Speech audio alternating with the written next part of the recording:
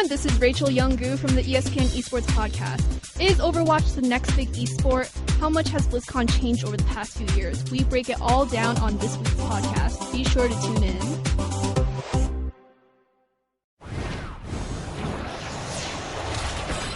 LeBron and Phil. Also, the Clippers juggernaut. Jared Goff starting. And running away from a dunk and flopping around the dunk. We got Paige, Adande, Blackistone, and Isola right now. Ole, ole, ole. It's Around the Horn, the show of competitive banter. Here's Tony Reale. Discussion going around the NBA today. I want your read on it right here. Phil Jackson told Jackie McMullen on ESPN.com. You can't hold up the whole team because you and your mom and your posse want to spend an extra night in Cleveland. Maverick Carter responded like this. It's the word posse and the characterization I take offense to. If he would have said LeBron and his agent, LeBron and his business partners, or LeBron and his friends, that's one thing. Yet because you're young and black, he can use that word. We're grown men. Here's LeBron today. I got nothing for him. I believe the only reason he used that word was to see young African Americans trying to make a difference. Jay Adande, we'll start with you. What did you hear from Phil, and what are you hearing from LeBron right there? Well, to start with, it speaks to the generational disconnect from Phil Jackson and today's players, which might be expected from a guy born in 1945. And where LeBron took it a little farther to say that, you know, he kind of implied that Phil Jackson wants to put these young African-American entrepreneurs back in their place. I wouldn't go that far, but I think it's very fair for LeBron to feel that Phil was being dismissive, in part because Phil tends to be dismissive. But I don't think Phil really understood all the overtones that this would take on by using that word, which can be loaded when used in a certain context. And certainly LeBron and Maverick Carter took it in that context. Frank Isola? Does this mean LeBron's not signing with the Knicks in 2 years?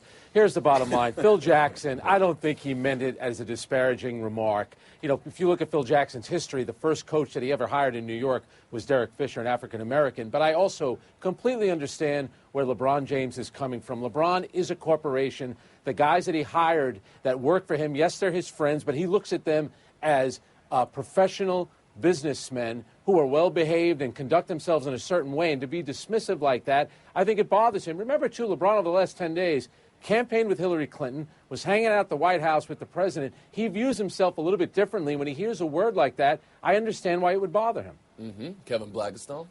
Yeah, you know, it discredits one of LeBron's best friends, right? Yeah. It discredits one of his three guys who he grew up with and who started a business which is now $1 billion corporation. You know, Maverick Carter, when he first came into this league, into the NBA with LeBron, was quickly dismissed by many of us because we couldn't believe that LeBron would leave an established agent like Aaron Goodwin and go to a guy who we only knew at the time as being one of his friends to run his business. We forgot the fact that he had actually gone to college, that he had worked his way up in the Nike Corporation, that he was taking a chance on himself to go work with LeBron, that the decision didn't work out very well in terms of a marketing PR stunt. But you know what? The whole business has worked out fantastically. And so to refer to him pejoratively as a posse at this point, it was just and that's how you read this. You read this as pejorative. Absolutely. Mm-hmm. Woody Page, how about you? Well, let's start with Phil referring to an incident that happened years ago. Why would he do that anyway, to point out what's going on today with LeBron and the Miami Heat and Pat Riley? I don't think that made any sense whatsoever. Secondly, if LeBron is offended by the way the statement came across, then I don't blame him for responding the way he did. I think that Phil, being in my generation, was trying to use a word that can be used in several different ways. But I wonder if he would have used that word in description of his own star player, Carmelo Anthony, who is one of LeBron's closest friends. Would he have said, oh, after 2 games ago, Carmelo and his posse went out to dinner in New York City? I don't think so. I think he was being flippant, which he shouldn't have been in that conversation. And secondly, I don't know why he would bring up something that happened on Thanksgiving 2 or 3 years ago. That didn't make any sense to me either. And if LeBron wanted guys to go to his mom's house to have Thanksgiving dinner, why even bring that up now? Adande back in. And the reason why we're having this discussion over word usage and why it's important is because this does speak to his ability to attract star players, right? And if you lose LeBron, who is very close friends with Carmelo Anthony, your star player on your current team, and is very influential on potential free agents out there that you might want to be attracting to New York or maybe even the LA Lakers one day, this does not look good for Phil Jackson. How will he be able to reestablish that trust and respect from today's star players that he's going to need to sign key free agents? You want to address that? You know, how difficult would it be for Phil Jackson to just come out and say, "Oh, I'm sorry, I didn't mean that. I'm sorry that you took offense. I shouldn't have used that phrase. I understand why you're hurt by it." Frank?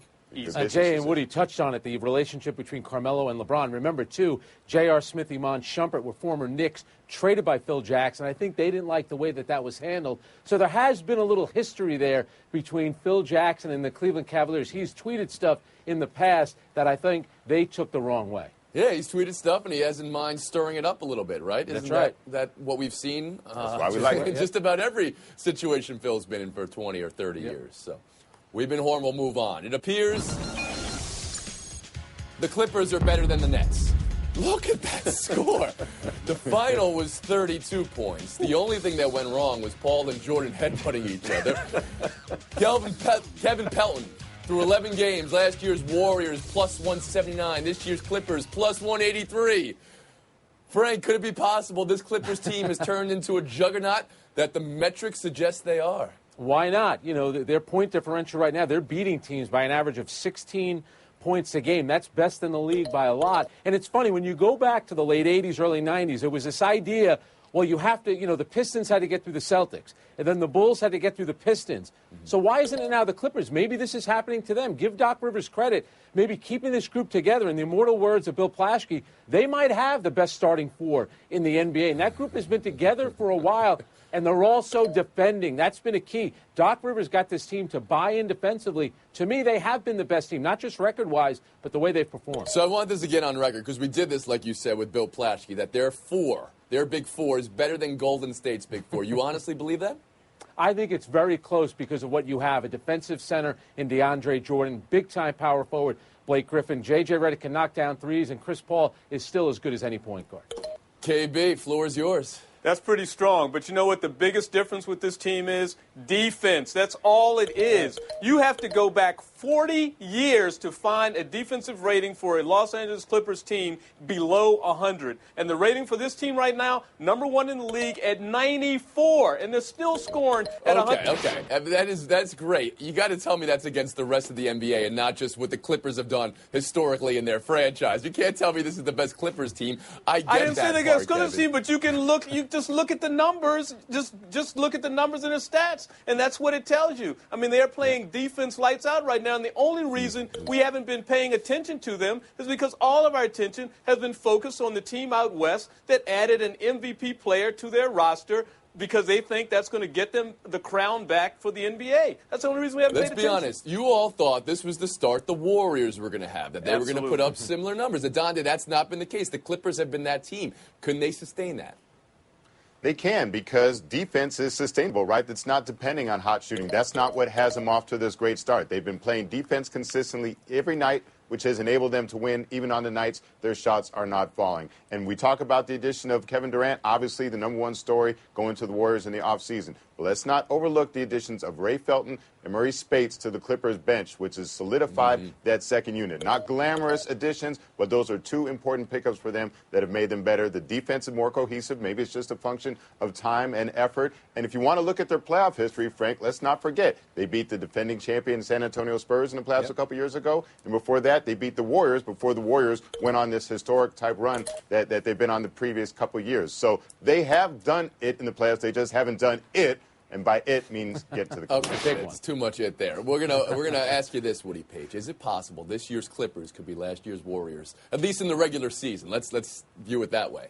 No, I don't think that's going to happen. We're talking about record-breaking performances, and the Clippers haven't proven that. But a week ago on this show, I jumped on the Bill Plaschke bandwagon, and I said, yes, this is the best team in the NBA. Jay, your old mate's got to change that nickname out there from Lob City to Clobber City, because that's what they're doing to teams. They're just blowing up teams in the first half. They've got 7 or 8. You don't like that title? I give you a point for your effort, okay? Let's go from there. Let's see what turned that around. Frank is right. Here's a team that's been together. Well, why are they still together? That's right. Because DeAndre Jordan changed his mind and didn't go to the Mavericks. If that had happened, we wouldn't be seeing this. But because they have that nucleus that's been together and the way they're playing, the defensive side, as Kevin pointed out, I think is fascinating because defenses, you look at it, only one team has won the NBA championship over the last 10 years that wasn't in the top 10 defensively,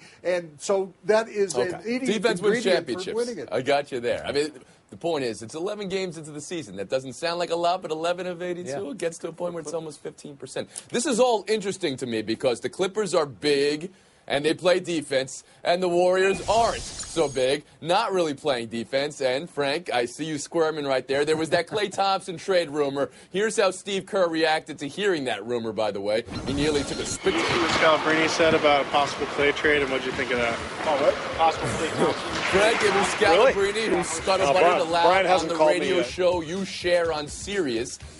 Here's the question I want to ask you. Can you foresee a time this season where the Warriors shop Thompson for size? Well, let me first defend the White Mamba, who's in the middle of this firestorm. He was just reciting something that he had read, and obviously he's very close with Danny Ainge. He's very close with Bob Myers, the Golden State Warriors general manager, and he was saying how it makes sense for both teams.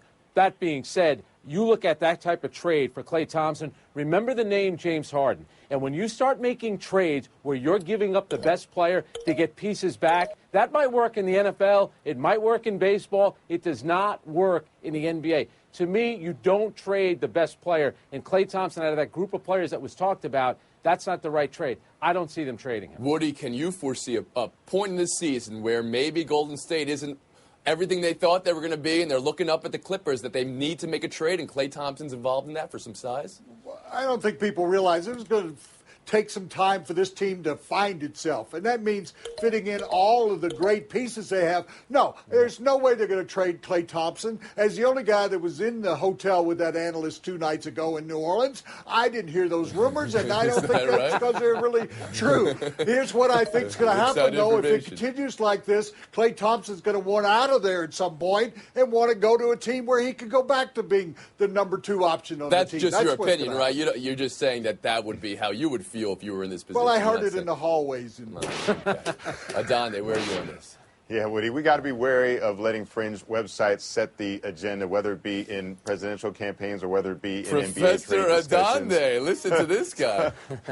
A word for journalism, please, but no, if you're looking at it from the Warriors' perspective, remember, one of the best decisions they made was not trading Klay Thompson for Kevin Love. So I don't see why they would turn around and the same group that's in place now would suddenly be in a rush to trade Klay Thompson. He's a guy who can find his space within and navigate within that system. He's been missing open shots. He's been rushing. I think he'll find a comfort zone. I don't see how trading Klay Thompson makes the Warriors any better. And how about you, Kevin? If defense is such an issue, if size is such an issue. No, it's being built by addition. Do they need more size? Yes, they need a rim protector is what they need. But you don't turn around right now and trade Klay Thompson. I mean, Lord, we talked about in the offseason what a great team this was going to be, an unbelievable team if they added Kevin Durant. Let it play out a little bit. Last word I sold it. You know what? They keep talking about replacing Andrew Bogut. In the playoffs, he averaged 16 minutes a game. They're making it seem like he played 40 minutes and was the great rim protector. They were key 16 minutes, so. Taking a break right here. Buy or sells next. College football lives here. The Big 12 needed chaos on the road to the playoff, and that's what it got. Take it all the way for a touchdown. Wow! Now we head to a critical showdown in Morgantown. Huge Big 12 title implications are on the line. He's gone. Touchdown. Samaje Perine, a 72-yard run. Coverage begins Saturday at 7 Eastern on ABC and on ESPN Radio. Buy or sell. Check this out. Goff autocorrects to God. So when I got the text from Aaron Solomon, it said, God is starting Sunday, and I said, always does. Coming off a win, and 4-5, Fisher makes his move to the number 1 pick. Buy or sell, Woody?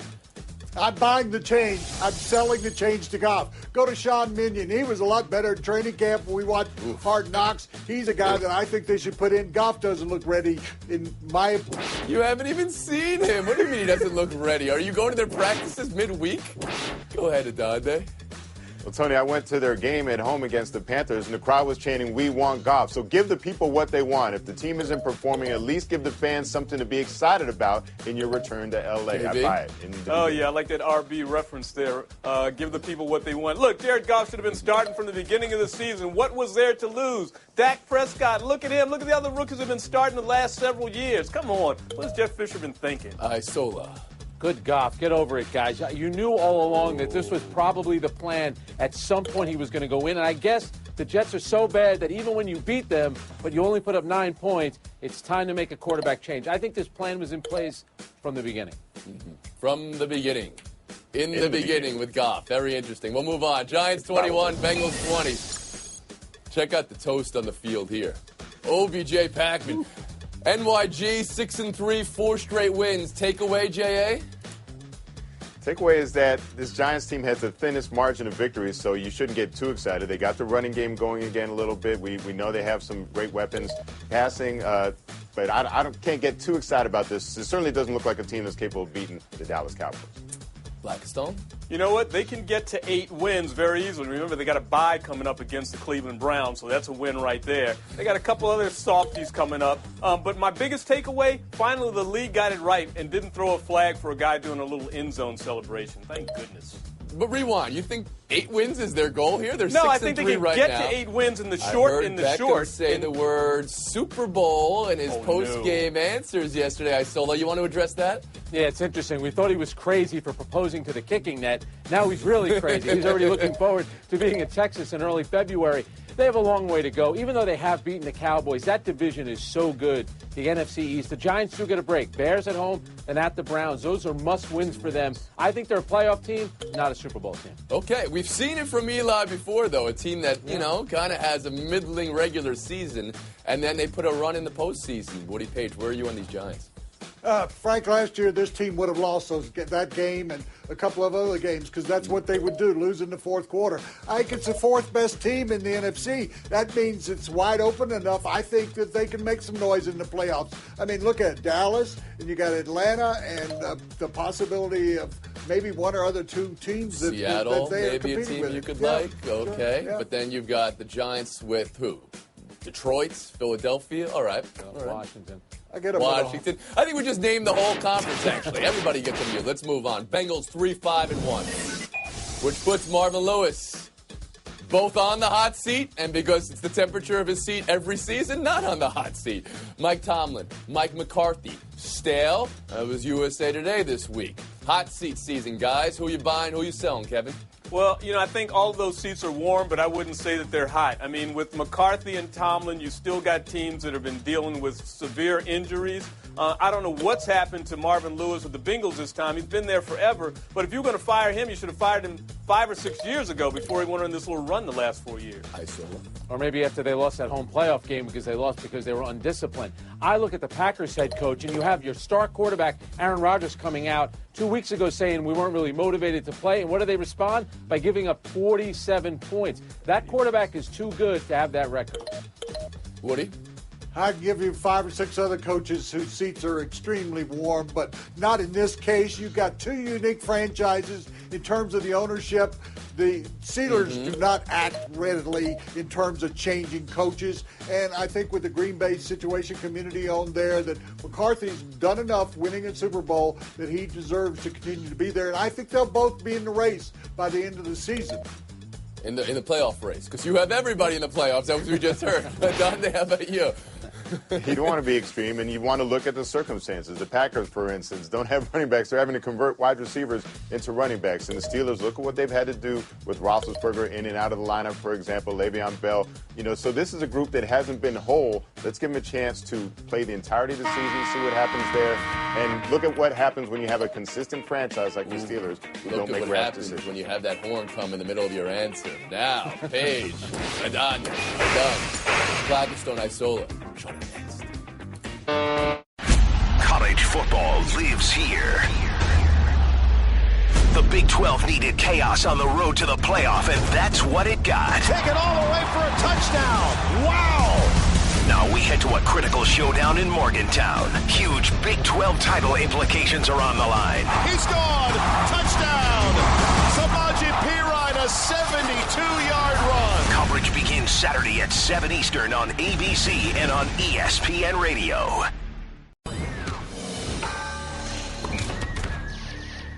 That's not the Razorback crowd that I know. You guys got to get your butts. Where's the camera? Where's the Arkansas cameras? You got to get your butts back in this gym. That team deserves it. This university deserves it. Buy your tickets and get your butts back in here. That's the coach of Southern Illinois, not Arkansas, telling fans of Arkansas, the team who just beat him by 25, to come to games. Official attendance was 13,000. Estimated attendance was 4,000. Fair or foul from the opposing coach, Kevin? Oh, there you are. Absolutely, that was fair. I love the enthusiasm this guy has, not only for the college game, but for his brethren in college coaching. That's my man Mike Anderson out there. He deserves some fans. They got a good team coming in there this year. Kevin, look at me right here. First of all, he wore the Woody Hayes glasses, which I like. But be careful telling people how to spend their money. Yeah, you want Arkansas fans to come out, but you know what? Why don't you pay for their tickets? Maybe they'll show up. You got to be careful with that. They got their tickets. What else are they going to do? If it's 13,000 is the announced attendance, those tickets have already been there somewhere. Point going to Blackstone. Every soundbite's better when you tell somebody to look at the camera. We've been moved on. You've seen the Russell Westbrook and the Solomon Hill dunks from last night. They're berserker. But we're going to focus here on what happened below. On Westbrook, Marcus Morris, quicker than Usain Bolt getting out of the way. On Solomon Hill, Marcus Smart flopping. No contact. He got a foul call here. Both will live in infamy, Frank. Who looks worse? Oh, come on. It has to be the referee right here with Solomon Hill. We once wrote poems about Vince Carter jumping over Frederick Weiss, but because it's Solomon Hill, we call a phantom charge. No. The worst thing, that. well, first of all, I hate that rule where guys jump in front of the line and try and get the charge. That shouldn't be a rule. But it's worse because Marcus Morris is 6'9". He's doing a mannequin challenge out there all by himself. Would you want to stand in front of Westbrook? Did you see how far the ball went away after he dunked? You're 6'9". Make a play at the rim. Solomon Hill should sue Marcus Smart. That is a career highlight. FaceTime Isola. We are just moments away from the start of the State Farm's Championships Classic, right down the street at Madison Square Garden. And, of course, we have two powerhouses, Duke and Kentucky, in the building, but, of course, not playing each other. They've played only twice since 2001, and yet it's still the best rivalry in college basketball. Please put these teams together once a year. Mike Krzyzewski and John Calipari, they're at each other's throats. Okay. Get them on the court. But you got more than two powerhouses. We got Georgetown, Maryland here tonight in a couple of minutes. Michigan State's in the building. 23.5-hour break. We'll see you tomorrow. More than down Mayweather. Oklahoma and West Virginia go head-to-head in Morgantown this Saturday night. Huge Big 12 title implications are on the line. 72-yard run. Coverage begins at 7 Eastern on ABC and on ESPN Radio.